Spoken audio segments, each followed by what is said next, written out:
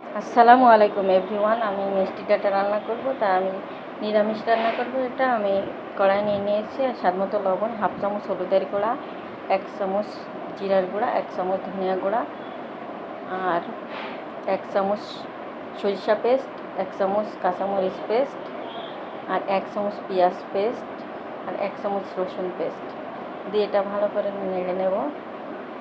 নিয়ে এটা পানি দিয়ে দেবো একবারে সিদ্ধ করার জন্য। তা আমার এটা হয়ে গেছে সিদ্ধ। এবার বাগার দিয়ে দেবো। এই ডাটাটা বাগার দিতে খুব ভালো লাগে খেতে।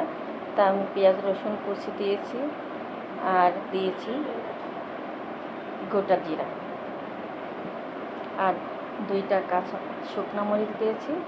দিয়ে এবার এটা ব্রাউন কালার করে ভেজে নিয়ে আমি এটা দিয়ে দেব।